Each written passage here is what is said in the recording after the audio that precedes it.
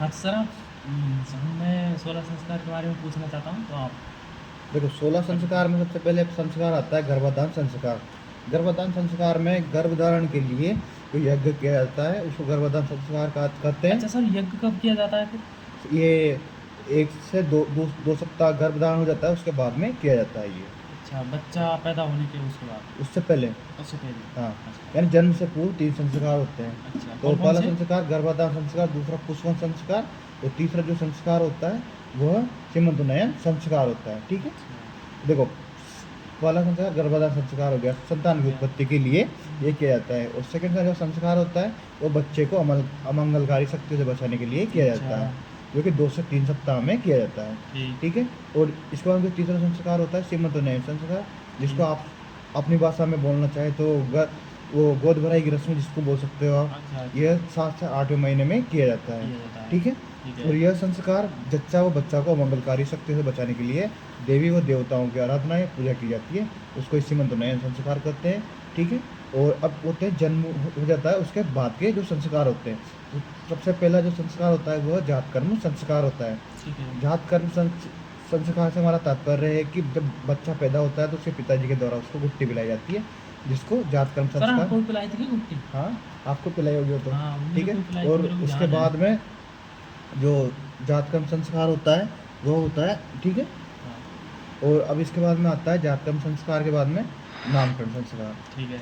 ठीक है, आपका नाम नामकरण कैसा हुआ था सर? हमारा आपको नामकरण ध्यान है नवीन क्या? के नाम से हुआ है। नहीं, हमें थोड़ी पता रहेगा। सॉरी, नामकरण संस्कार मेरे को ध्यान है। 2 से 3 सप्ताह में होता है। ठीक है, ठीक है। और इसके बाद में जो संस्कार होता है वो होता है निष्क्रमण संस्कार।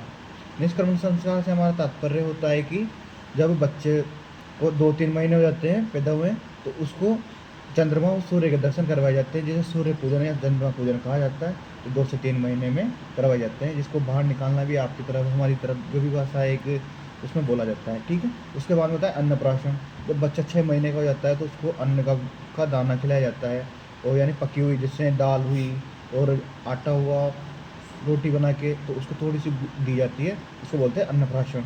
ठीक है, अच्छा। इसके बाद में होता है कूड़ाकर्म संस्कार, जिसको जड़ोलिया का संस्कार भी कहते हैं।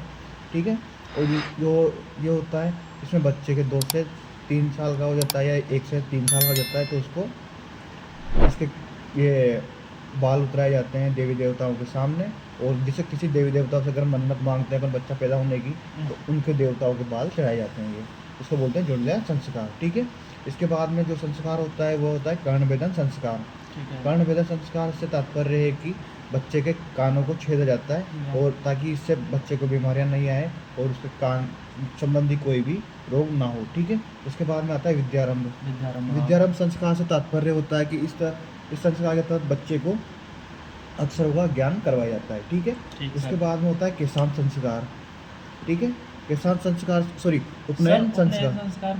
उपनयन संस्कार होता है इसके बाद में। उपनयन संस्कार से तात्पर्य होता है कि जब बच्चे को जनेऊ धारण करवाई जाती है तो उपनयन संस्कार होता है। और उसके बाद में आता है वेदारंभ।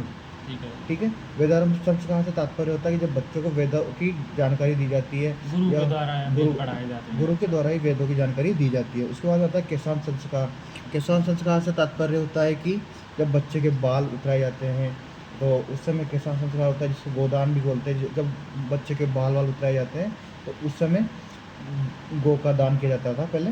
अभी आजकल लोग बाग करते नहीं है, क्योंकि जो नया युग आया है वो अब बहुत सारी चीज़ों को या हिंदू संस्कार को लगभग भूल गया है, वो समाप्त हो चुका है, इसलिए इसको आजकल कम माना जा रहा है। और समापवर्तन संस्कार, जब विद्या समाप्ति होती है तो गुरु को दक्षिणा दी जाती है, उसको वेदारंभ सॉरी समापवर्तन सिद्धांत या सूर्य संस्कार कहा जाता है। और उसके बाद में आता है पाणिग्रहण संस्कार, जो विवाह के समय होता है। आप सबको पता होगा कि विवाह के कार्ड पर लिखा होता है पाणिग्रहण संस्कार कब होगा, किस तारीख को होगा, जिस दिन विवाह होगा। और इसका सिस्टम यही है कि पाणिग्रहण संस्कार करवाया जाता है। और अंत्येष्टि संस्कार से तात्पर्य होता है कि जब मृत्यु के उपरांत, मतलब एकमात्र ऐसा संस्कार जो मृत्यु के बाद में होता है, अंत्येष्टि संस्कार, जिसको शव का दाह संस्कार भी कहते हैं।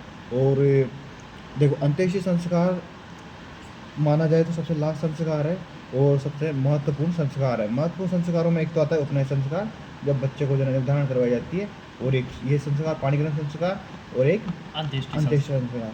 ये बहुत ज़्यादा इंपॉर्टेंट। जन्म से पूर्व 3 होते हैं और मृत्यु के बाद में एक संस्कार होता है। ठीक है, ये हो गए हमारे संस्कार, जो कि हिंदुओं के 16 संस्कार है चलो और जो अच्छा सर, आपने बहुत ज़्यादा इम्पोर्टेंट है। और लगता है आपको समझ में आया होगा। हाँ बिल्कुल आया था सर, आपके लिए बहुत बहुत धन्यवाद बताने के लिए, थैंक यू। राम राम मेरे भाइयों। आप ऐसे ही वीडियो में बने रहें और वीडियो को देखें और चैनल को सब्सक्राइब कीजिए और वीडियो को ज़्यादा से ज़्यादा शेयर कीजिए और बेल आइकन में क्लिक कीजिए ताकि ऐसे ही वीडियो आपको हमारे चैनल पर प्राप्त होंगे। जय श्री राम, जय हिंद, जय भारत। मिलते हैं नेक्स्ट वीडियो में। राम राम। उम्मीद होगी आपको वीडियो पसंद आया होगा।